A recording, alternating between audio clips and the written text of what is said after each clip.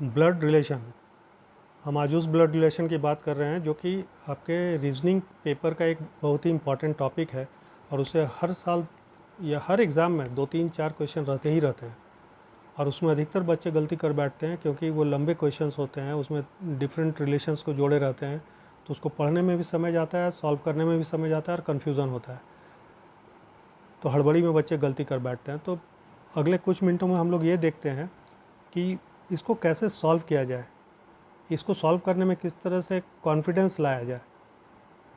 तो इसके कुछ बेसिक रूल्स हैं, बेसिक प्रिंसिपल्स हैं, उसको हम लोग डिस्कस कर लेते हैं। सबसे पहला है कि अपर रिलेशन जो है, जैसे फादर मदर ग्रैंडफादर ये सब, उसमें डिनोट करने के लिए आप अपर एरो का इस्तेमाल कीजिए। लोअर रिलेशन जैसे बेटा बेटी भतीजा भगना ये सब को करने के लिए लोअर एरो को डिनोट कीजिए। पीयर ग्रुप जैसे भाई बहन को करने के लिए इस तरह का डिनोट कीजिए और हस्बैंड वाइफ को हैं तो इस तरह डिनोट कीजिए प्लस। ये पहला हो गया। दूसरा है कि क्वेश्चन का जो लास्ट पार्ट होता है, लास्ट सेंटेंस, कि किसका किससे क्या रिश्ता पूछा जा रहा है, उस पर ध्यान देने की बहुत ज़रूरत है क्योंकि उसमें अधिकतर बच्चे गलती करते हैं। जैसे पूछा जाएगा कि राम का सीता से क्या संबंध है, ऑप्शन में रहेगा हस्बैंड वाइफ दोनों, तो उसमें कोई कोई बच्चे कर देंगे वाइफ, जबकि पूछा जा रहा है कि राम का सीता से क्या संबंध है। राम का सीता से हस्बैंड का संबंध है ना, सीता का संबंध राम से वाइफ का होगा। तो ये गलती नहीं हो, इसके चलते बहुत स्थिर होकर लास्ट क्वेश्चन पैरा को देखना है और उसका जवाब देना है। तीसरा है कि कुछ क्वेश्चन पॉइंटेड होते हैं, जैसे कोई आदमी किसी मैप पिक्चर को दिखाकर बता रहा है कि ये मिस्टर सो एंड सो हैं और इनके भाई के भतीजे के बहन का बेटा जो है वो हमारे पिता का ये है हमारे। तो इसमें आपको देखना होगा कि जो क्वेश्चन स्टार्ट कर रहा है और उसके बाद उसके सेंटेंस में कहीं पर जहाँ पर माई आ रहा है, माई के बाद जो रिश्ता है वहीं से स्टार्ट करना है। जैसे क्वेश्चन हमने स्टार्ट किया ए ने ये क्वेश्चन पिक्चर को दिखाते हुए कहा और बाद में आ गया कि माई फादर, तो वहीं से स्टार्ट करना है इसको, माई फादर। और माई फादर के ठीक पहले वाला जो रिश्ता है क्वेश्चन में, उसके बाद वहाँ पर जाना है। इस तरह से करने से वो चेन कंप्लीट होगा, तो इस पर बहुत ही ध्यान देना है। एक और कन्फ्यूज़न होता है मामा मामी ससुर सास ये सब का रिश्ता डिनोट या दिखाने में, तो उसमें होता है क्या कि तो डायरेक्ट रिश्ता नहीं है। डायरेक्ट कहने का मतलब कि मामा आपके तभी ना हुए जबकि आपकी माँ हुई। तो अगर डायरेक्ट मामा को क्वेश्चन कर रहा है, माँ के बारे में कुछ नहीं पूछ रहा है वहाँ पर, तो आपको मामा को दिखाने के लिए माँ को दिखाना पड़ेगा पहले। जैसे आप यहाँ पर मान लीजिए खुद हैं और यहाँ पर मामा है आपके, तो यहाँ पर आपको माँ को दिखाना पड़ेगा। तब क्या होगा कि इससे वो कुछ रिश्ता ऐसा निकलेगा जो कि आपको वहाँ तक लॉजिकल एंड तक पहुँचाने में आसानी होगी। कुछ उसी तरह से सास ससुर आपके तभी बने हैं जबकि आपकी शादी हुई है, तो वहाँ पर भी हस्बैंड और वाइफ को बीच में दिखाना ज़रूरी है, सो दैट कि कोई अगर वहाँ से क्वेश्चन निकले तो उसमें आपको समझने में आसानी हो या समझाने में आसानी हो। तो ये कुछ बेसिक प्रिंसिपल्स हैं, इनको आप ध्यान में रखिए। और कहीं कहीं पर जहाँ ज़रूरत होती है वहाँ मेल को डिनोट करने के लिए प्लस भी करना पड़ता है और फीमेल को डिनोट करने के लिए माइनस करना पड़ता है। तो these are some of the basic principles. तो हम लोग कुछ क्वेश्चन अटेम्प्ट करते हैं, उसको सॉल्व करने के समय में इन सब चीज़ों का ध्यान रखेंगे। Radha told Raju, the girl sitting on the bench is the youngest daughter of the brother in law of my friend's mother. How is the girl related to Radha's friend. तो पहला बेसिक प्रिंसिपल जो है कि इस तरह के क्वेश्चन को कभी भी इतना फास्ट मत पढ़िए। उससे क्या होगा कि इसमें बहुत तरह के रिलेशन आपस में इंटरट्वाइंड हैं और उसमें आपको दिक्कत होगी, समझने में कन्फ्यूज़न हो जाएगा। तो इसको धीरे धीरे स्थिर होकर पढ़िए और हर रिश्ते के पास एक पॉज कीजिए थोड़ा सा और तब आगे बढ़िए, देखिए बहुत आसान हो जाएगा। तो इसमें क्या कह रहा है कि राधा राजू को कह रही है कि the girl sitting on the bench, वो लड़की जो बेंच पर बैठी है, यस द यंगेस्ट डॉटर, वो एक सबसे छोटी बेटी है, किसकी, of the brother in law, किसी के ब्रदर इन लॉ की, किसकी, तो माई फ्रेंड्स मदर, माने राधा के फ्रेंड की माँ जो है उनके ब्रदर इन लॉ की वो सबसे छोटी बेटी है जो बेंच पर बैठी हुई है। अगर इस तरह से ब्रेक कीजिएगा ना तो बहुत आसानी से आप सॉल्व कर पाइएगा। तो इसको तुरंत हम लोग सॉल्व कर लेते हैं। जैसे यहाँ पर गर्ल बैठी हुई है, गर्ल क्या है कि बेटी है किनकी, कोई किन्हीं की ब्रदर इन लॉ है, उनकी बेटी है। और ये ब्रदर इन लॉ का आगे क्या रिश्ता है, तो brother in law of my friend's mother, तो मदर हो गई यहाँ पर किसकी, तो राधा के फ्रेंड की माँ हो गई। राधा के फ्रेंड की माँ के ब्रदर इन लॉ माने देवर या भैंसुर। देवर या भैंसुर मतलब कि इनके हस्बैंड के भाई, इनके हस्बैंड के भाई मतलब कि इनके फ्रेंड के फादर के भाई, मतलब कि फ्रेंड के चाचा की बेटी। तो यही पूछ रहा है ना, how is the girl related to Radha's friend. तो ये लड़की जो है राधा की ये फ्रेंड से क्या रिश्ता है, तो क्लियर हो गया कि आप घर में भी सोचिए ना कि आपके फादर के भाई की बेटी क्या लगेगी, अब मतलब कि आपके चाचा की बेटी क्या लगेगी, आपकी कज़न। यही आंसर हो गया, option A. Next, Deepu told Noku that boy playing football is the younger of the two brothers of the daughter of my father's wife. How is the boy playing football related to Raju. Deepu Noku को कह रहा है कि वो जो बच्चा फुटबॉल खेल रहा है वो दो बच्चों में छोटा है, और वो कौन है, तो daughter of my father's wife. अब ये समझने की बात है, आप भी ज़रा दिमाग पर जोर डालिए, कौन है, फादर की वाइफ कौन होगी, माँ हुई, और उनकी बेटी कौन हुई, हमारी बहन हुई, और उनका वो दोनों बच्चा है जो खेल रहा है वो कौन हुआ, हमारा भगना हुआ, बहन का बेटा भगना हुआ। तो इट इज़ एज सिंपल। लेकिन इसको हम लोग स्केच में कर लेते हैं। जैसे दो बच्चा है ए एंड बी, यहाँ खेल रहा है, और ये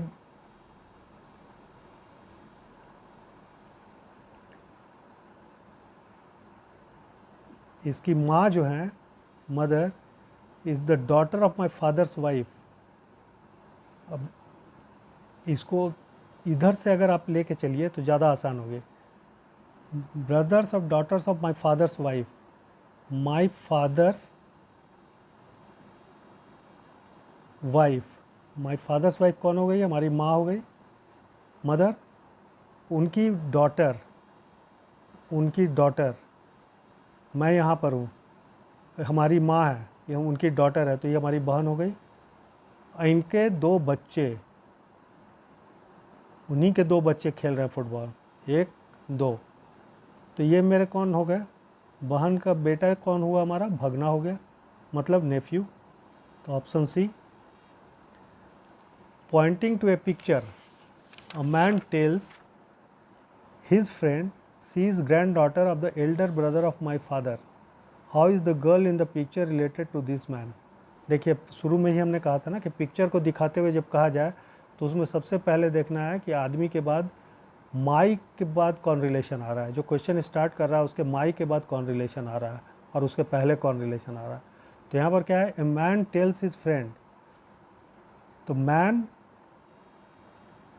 माई फादर, उसके फादर, एरो पर, एल्डर ब्रदर, उसके पहले उनके एल्डर ब्रदर की granddaughter, C is the granddaughter of elder brother. Granddaughter कब होगी, जब एक बेटा हो गया और उसके नीचे ग्रैंड डॉटर हो गई। तो ये बेटा कौन हुआ, हमारे फादर का भाई का बेटा, हमारा कौन हुआ, कज़न, और कज़न की बेटी कौन हुई, हमारी भतीजी। आंसर इज नीस। है सिंपल, वेरी सिंपल। देखिए इस तरह से स्केच बना के, कॉन्सेप्ट अगर बना के चलिएगा ना तो बहुत आसान होगी। A girl introduced a boy as the son of the daughter of the father of her uncle, the boy is girl's. एक लड़की जो है एक लड़के को इंट्रोड्यूस कराती है कि हमारे अंकल के फादर के डॉटर का वो बेटा है, तो बॉय का गर्ल से क्या रिश्ता है। तो इसको ऐसे हम लोग ले लेते हैं, a boy as the son of the daughter of, वो लड़की है, लड़की से ही हम लोग स्टार्ट करते हैं, गर्ल, उसके अंकल हो गए, uncle, father of uncle, uncle के फादर, कौन हो गया, इसके ग्रैंडफादर हो गया, लड़की के ग्रैंडफादर हो गया। अंकल के फादर मीन्स कि इसके फादर के भी फादर, तो उसके ग्रैंडफादर हो गए वो। उनकी बेटी डॉटर। तो घर में भी आप सोचिए कि ग्रैंडफादर की डॉटर माने आपके दादा की बेटी कौन हुई, आपकी बुआ हुई। और उनका बेटा कौन हुआ, आपके बुआ का बेटा कौन हुआ, आपका फुफेरा भाई हो गया, माने आपका कज़न है। आसान है ना। Option A cousin. A is father of C and D is son of B. E is brother of A. If C is sister of D, how is B related to E? तो यहाँ पर A, B, C, D, E सब है तो इसको देखिए, A is father of C, तो यहाँ हम लोग A रखते हैं, A is father of C, ठीक है। और D is son of B, तो यहाँ पर कोई रिश्ता नहीं मिल रहा, आगे बढ़ते हैं हम लोग। E is brother of A, यहाँ पर एक रिश्ता मिला, E जो है A के ब्रदर हैं, भाई हैं। If C is sister of D, तो C, अब यहाँ पर क्लियर हो गया कि C सिस्टर है, लेडी है, इसको माइनस से डिनोट कर दिया। और D ब्रदर ऊपर में लिखा हुआ है, D सन ऑफ B, तो D भी लड़का है, ये प्लस हो गया। अब देखिए आगे क्या है कि D सन ऑफ B, ऊपर हम लोग छोड़ कर आए थे, D सन ऑफ B, यहाँ B है जिसका बेटा है D। अब देखिए कितना इंटरेस्टिंग कंपोजिशन है ये। A की बेटी है C का भाई है D, तो इसका मतलब D का फादर A हुआ, है ना। और फादर अगर A है और B का बेटा D है, तो इसका मतलब B D की माँ हुई। तो उस हालत में A और B जो हुए हस्बैंड वाइफ हुए। अब क्या पूछ रहा है, how is B related to E?